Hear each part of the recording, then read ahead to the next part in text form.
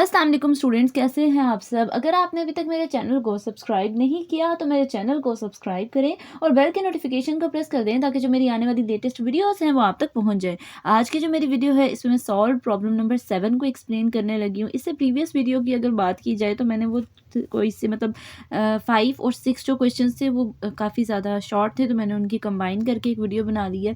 तो आज जो क्वेश्चन है वो है क्वेश्चन नंबर 7। तो सबसे पहले क्वेश्चन की स्टेटमेंट देखते हैं। स्टेटमेंट में क्या लिखा हुआ है। Find an equation for the tangent plane to the surface 2x(z square minus 3xy minus 4x is equal to 7 at a point, या फिर ये भी लिखा जा सकता है at the point 1 minus 1 2।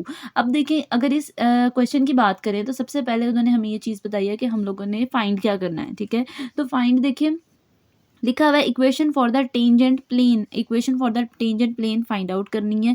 ठीक है, उसके अलावा क्या कह रहे हैं, हमारे पास सरफेस गिवन है। ठीक है, और उन्होंने ये भी बता दिया है कि जो मेरे पास पॉइंट है, किस पॉइंट मतलब एक पॉइंट भी दे दिया, उसने कहा सरफेस भी दे दिया और पॉइंट भी दे दिया है खुद से। उन्होंने कहा equation of the tangent plane find out करनी है। तो सबसे पहले हमारे पास जो सरफेस गिवन है उसका हम लोगों ने डेल के साथ डॉट प्रोडक्ट लेना है। ठीक है, डेल ऑपरेटर उस पर जो है वो अप्लाई करना है। तो जब मैं डेल ऑपरेटर अप्लाई करूंगी तो मेरे पास देखेंगे इधर से भी आ गया, इक्वालिटी से पहले भी और इक्वालिटी के बाद भी।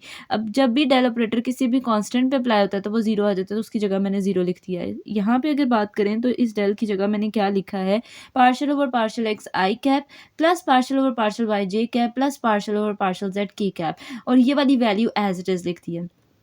अब अगर आप देखें तो इस नंबर को मैंने इसके साथ सेपरेटली मल्टीप्लाई कर दिया, प्लस इसको इसके साथ लिख दिया है, और साथ इसके यहाँ पे जे कैप आता है, ये मैंने यहाँ पे स्किप कर दिया है। तो यहाँ पे आपने इसके आगे जे कैप लिख देना है। ठीक है, और आगे क्या आएगा, प्लस पार्शियल जेड और साथ वो वाली वैल्यू लिखती इज इक्वल टू 0। अब मैंने इस पे जो है वो डिफ्रेंसिएशन करनी है इसकी पार्शियली एक्स के रिस्पेक्ट से। ठीक है, तो जब मेरे पास यहाँ पे एक्स आ रहा है तो इसकी डिफ्रेंसिएशन होगी, यहाँ पे भी एक्स आ रहा है, यहाँ पे भी एक्स आ रहा है, तो तीनों की जब हम कह लें पार्शियली डिफ्रेंसिएशन करेंगे तो अगर इसके अकॉर्डिंग देखें तो एक्स का डिफ्रेंसिएशन ले तो 1, तो इसकी जगह आ जाएगा 2z², फिर माइनस एक्स की जगह अगेन 1, तो इस 1 लिखा नहीं जाता, -3y आ गया, -4x की जगह अगेन क्या है, पार्शियल एक्स और पार्शियल एक्स 1 होता है, मतलब अगर एक्स के रिस्पेक्ट से डिफ्रेंसिएशन है तो 1 आएगा और 1 मल्टीप्लाई बाय 4 ही आएगा। आगे देखिए पार्शियल और पार्शियल वाई मेरे पास है, वो उसकी जगह क्या आएगा, 2x(z²) minus 3xy minus 4x। ठीक है, अब y के रिस्पेक्ट से ये वाली टर्म है, यहाँ पे भी 0 आ जाएगा, यहाँ पे भी 0 आ जाएगा, और ये मेरे पास y वाली टर्म है, तो -3x आ जाएगा इसका आंसर।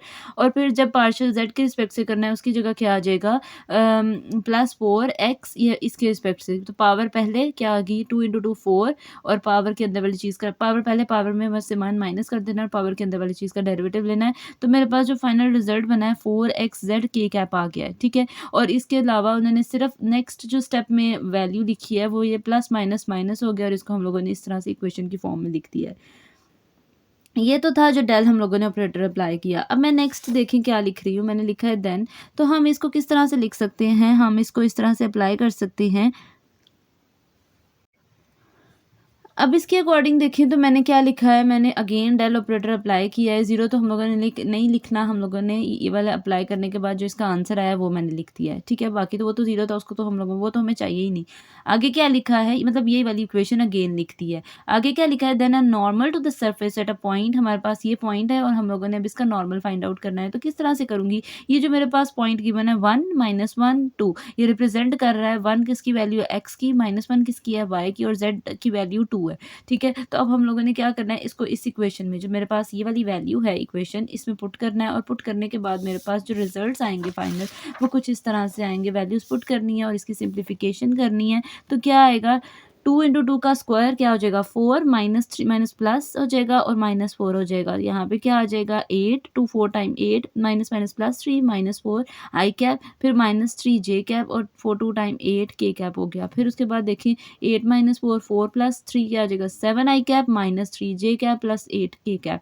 ये मेरे पास फाइनल रिजल्ट आ गया जो हम लोगों ने फाइंड आउट करना था। अब मैंने equation of the tangent, equation for the tangent plane find out करनी है। तो उसको फाइंड आउट करने के लिए मैंने कुछ पॉइंट्स पॉइंट्स लिखे हैं, देखें क्या लिखा है।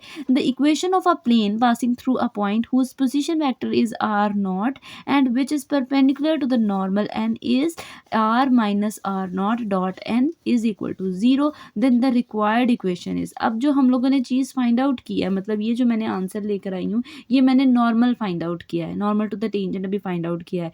बट नेक्स्ट वो कह रहे हैं कि अगर हम लोगों ने equation for the tangent plane find out करनी है, उसके लिए हमारे पास पोजीशन वेक्टर आर भी हमें पता होना चाहिए और उसके अलावा हमारे पास आर नॉट जो दूसरा पॉइंट है वो भी पता होना चाहिए। तो आर नॉट तो उसने क्वेश्चन में ही दे दिया था, 1 -1 2 एक पॉइंट दिया था, वो आर नॉट की वैल्यू। अगर उसको आई जे के की फॉर्म में लिखें तो कॉमर्स को हटा के आई कैप माइनस जे कैप प्लस 2 के कैप थी, ठीक है। तो वो यहाँ पे हम लोगों ने वही वाली वैल्यू लिख देनी है और उसके बाद ये आर की वैल्यू आ गई, ये फार्मूला है बेसिकली, ये मेरे पास equation for the tangent plane का फार्मूला है। तो इसकी जगह x i cap plus y j cap plus z k cap आ गया, माइनस आर नॉट क्वेश्चन में पॉइंट गिवन है वो वाली वैल्यू लिखी, डॉट जो ये आंसर फाइंड आउट किया है 7 आई कैप माइनस 3 जे कैप प्लस 8 के कैप इज इक्वल टू 0।